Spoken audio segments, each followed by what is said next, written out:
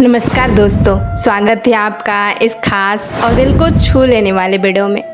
आज हम बात करने वाले हैं भारत के सबसे महान दिनों में से एक 15 अगस्त 1947 के।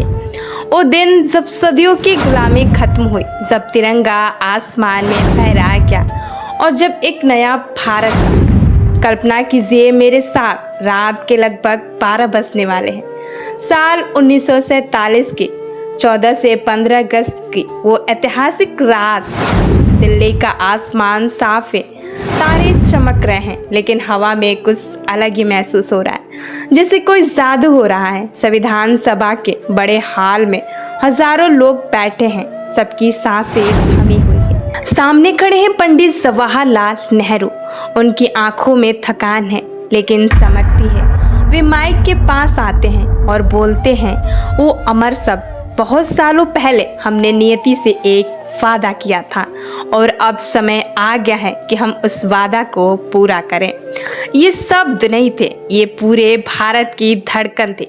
लेकिन दोस्तों, ये आज़ादी आसमान से नहीं टपकी, ये खून की नदियों से सींची गई है, पसीने की बूंदे से पली है और अनगिनत माताओं के आंसुओं से मजबूत हुई है।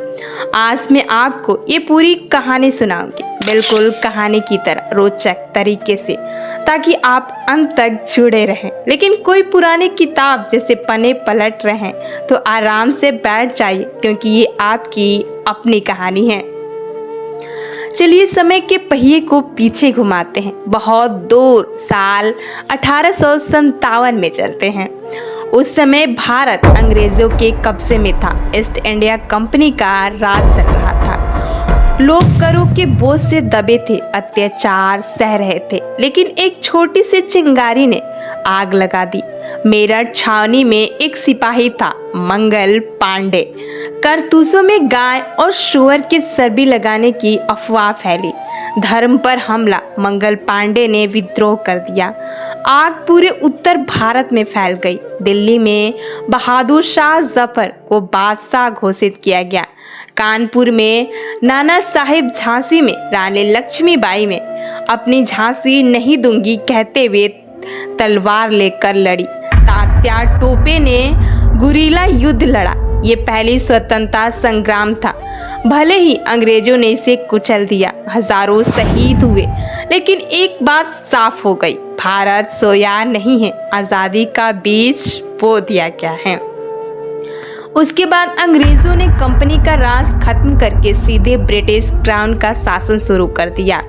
लेकिन भारतीयों में एक नई जागृति आ गई थी। शिक्षित युवा सोचने लगे थे, हम कब तक गुलाम रहेंगे। 1885 में मुंबई में कोलकाता दास तेजपाल सांस्कृतिक कॉलेज में एक बैठक हुई। वहां भारतीय राष्ट्रीय कांग्रेस की नींव पड़ी। शुरू में ये नरमपंथी थे। दादा भाई नौरोजी, फिरोज शाह हेमता, गोपाल कृष्ण गोखले ये याचिकाएं देते, भाषण देते, सुधार मांगते। लेकिन धीरे धीरे आवाज तेज होने लगी। फिर आए गरमपंथी, बाल गंगाधर तिलक, जिन्हें लोकमान्य कहा जाता है। उन्होंने साफ कहा, स्वराज मेरा जन्मसिद्ध अधिकार है और मैं इसे लेकर रहूंगा। लाला लाजपत राय, पंजाब में विपिन चंद्र पाल, बंगाल से लाल बाल पाल की ये तिगड़ी। 1905 में लॉर्ड कर्जन ने बंगाल बांट दिया। लोगों ने विरोध किया, स्वदेशी आंदोलन शुरू हुआ, विदेशी कपड़े जलाए गए, अपना खादी पहना गया, अपने स्कूल खोले गए। क्रांतिकारी भी सक्रिय हुए। खुदीराम बोस जैसे युवक अब बम फेंकने लगे। फिर आया 1915 का साल। दक्षिण अफ्रीका से एक वकील लौटा, मोहनदास करमचंद गांधी। छोटे कद के चश्मा लगाए, डंडी पकड़े, उन्होंने अहिंसा और सत्य का रास्ता दिखाया। लेकिन पहले एक दर्दनाक घटना हुई, जिसने पूरे देश को झकझोर दिया। 13 अप्रैल 1919 बैसाखी का दिन। अमृतसर के जलियांवाला बाग में हजारों लोग जमा थे। बिना किसी हथियार के जनरल रेजिनाल्ड डायर ने आया और अपनी फौज लेकर बिना चेतावनी के गोलियां चलाने लगा। आदेश दे दिया, 10 मिनट तक गोलियां चलती रहीं। लोग भागने की कोशिश करते, दीवारें ऊंची थी, खून की नदियां बह गई।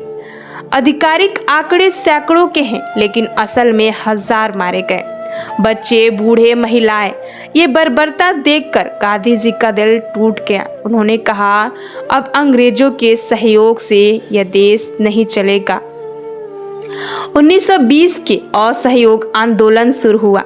गांधी जी ने आह्वान किया, स्कूल छोड़ो, कोर्ट छोड़ो, सरकारी नौकरी छोड़ो, विदेशी कपड़े मत पहनो। लाखों लोग सड़कों पर उतर आए, महिलाएं भी घरों से निकली। ये पहली बार था जब पूरा देश एकजुट हुआ। लेकिन फरवरी 1922 में चौरी चौरा में एक घटना हो गई। पुलिस स्टेशन में आग लगा दी गई, कुछ सिपाही मारे गए। गांधी जी ने तुरंत आंदोलन वापस ले लिया। लोग निराश हुए, कई नेता नाराज हुए, लेकिन गांधी जी जानते हैं अहिंसा का रास्ता कठिन है लेकिन सही है। फिर 1929 में लाहौर कांग्रेस, जवाहरलाल नेहरू अध्यक्ष बने। पूरे स्वराज, पूर्ण आजादी का प्रस्ताव पास हुआ। 26 जनवरी को स्वतंत्रता दिवस मनाने का फैसला हुआ। और फिर 1930 गांधी जी ने एक नया हथियार चुना, नमक। साबरमती आश्रम से दांडी तक 240 मील की पैदल यात्रा 48 साथियों के साथ 12 मार्च को निकले। 5 अप्रैल को पहुंचे, समुद्र के किनारे नमक बनाया और कानून तोड़ा। ये देखकर पूरा देश जाग उठा। हर जगह नमक बनाया जा रहा था, कर नहीं दिए जा रहे थे। विदेशी कपड़े की दुकानों पर धरना, महिलाओं ने बड़ी भूमिका निभाई। सरोजनी नायडू, कस्तूरबा गांधी। अंग्रेज हैरान थे, बिना बंदूक के इतनी ताकत कैसे आ सकती है। आगे आंदोलन चलता रहा। गांधी इरविन समझौता हुआ, गोलमेज सम्मेलन हुआ, लेकिन आज़ादी अभी दूर थी। फिर आया दूसरा विश्व युद्ध। 1939 में ब्रिटेन ने भारत को बिना पूछे युद्ध में झोंक दिया। अंग्रेज मंत्रालयों ने इस्तीफा दे दिया। 1942 में क्रिप्स मिशन असफल रहा। और फिर 8 अगस्त 1942 मुंबई के ग्वालियर में टैंक मैदान में गांधी जी ने ऐतिहासिक भाषण दिया, करो या मरो।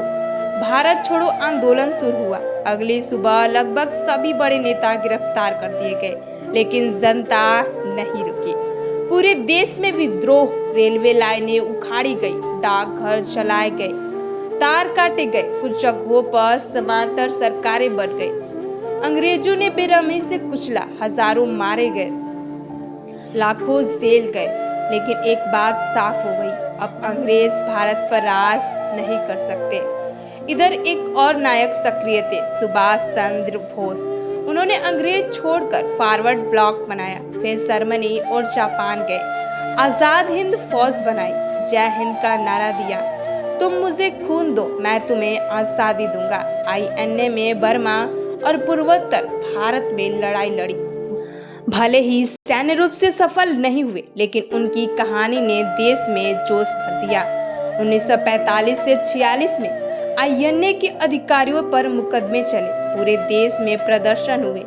फिर 1946 में रॉयल इंडियन नेवी का विद्रोह, बॉम्बे, कराची, मद्रास में नाविकों ने बाग उठा लिया। अंग्रेजों को समझ में आ गया, अब भारतीय सेना भी उनके नियंत्रण में नहीं रहेगी। युद्ध खत्म हुआ, ब्रिटेन आर्थिक रूप से बर्बाद हो गया। 1945 में लेकर पार्टी सत्ता में आई। उन्होंने तय किया अब भारत छोड़ना होगा। 1946 में कैबिनेट मिशन आया, एक संयुक्त भारत बनाने की कोशिश की गई, लेकिन असफल रही। मुस्लिम लीग ने पाकिस्तान की मांग पर जोरों शोरों से मांग उठाया। फिर 16 अगस्त 1946 को डायरेक्टर एक्शन डे, कलकत्ता में खूंखार खराबा शुरू हुआ। फिर नोखाली बिहार में फैल गया, सांप्रदायिक दंगे भयंकर होते गए। आखिरकार फरवरी 1947 में लॉर्ड माउंटबेटन वायसराय बने। उन्होंने जल्दबाजी में योजना बनाई। 3 जून 1947 को माउंटबेटन योजना की घोषणा हुई। भारत 2 हिस्सों में बटेगा, भारत और पाकिस्तान। 18 जुलाई को भारतीय स्वतंत्रता अधिनियम पास हुआ। तारीख तय हुई 15 अगस्त 1947। और फिर वो रात आई जिसका इंतजार सदियों से हो रहा था। 14 अगस्त की मध्यरात्रि संविधान सभा में नेहरू ने अपना अमर भाषण दिया। टेस्ट ने तिरंगा फहराया गया, आकाशवाणी से प्रसारित हुआ, लोग सड़कों पर नाच रहे थे, मिठाइयाँ बांट रहे थे, जय हिंद के नारे लगा रहे थे। लाल किले पर नेहरू ने झंडा लहराया, लेकिन खुशी अधूरी थी। बंटवारा हो रहा था। पंजाब और बंगाल में सीमा रेखा खींची जा रही थी। रेड क्लिफ लाइन, लाखों हिंदू, मुसलमान, सिख अपना घर छोड़कर भाग रहे थे। ट्रेनों में लाशें भरी जा रही थी। अनुमान है 10 से 20 लाख लोग मारे गए थे। 1.5 से 2 करोड़ लोग बेघर हुए। इतिहास की सबसे बड़ी मानव त्रासदियों में से एक यह घटना है।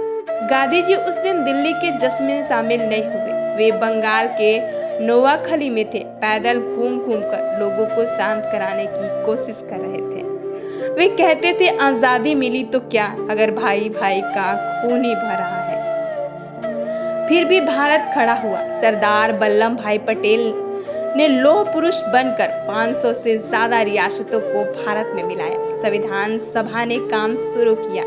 26 जनवरी 1950 को भारत गणतंत्र बना। दोस्तों, ये कहानी सिर्फ नेताओं की नहीं है, ये उन लाखों अनजान लोगों की है जिन्होंने अपना सब कुछ कुर्बान कर दिया। 1857 के सिपाहियों की, जलियांवाला बाग के शहीदों की, दांडी यात्रा के साथियों की, भारत छोड़ो आंदोलन के युवाओं की, भगत सिंह, राजगुरु, सुखदेव जिन्होंने 23 मार्च 1921 को हंसते हंसते फांसी पर चढ़ गए, चंद्रशेखर आजाद जिन्होंने अल्फ्रेड पार्क में खुद को गोली मार ली लेकिन हथियार नहीं डाले, तिरुपुर कुमारन जैसे अनगिनत नायक नायिकाएं की। आज जब हम 15 अगस्त मनाते हैं, स्कूलों में झंडा फहराते हैं, भाषण देते हैं, तो एक पल रुक कर सोचो, ये आज़ादी हमें विरासत में मिली है, इसके लिए हमें कुछ करना होगा।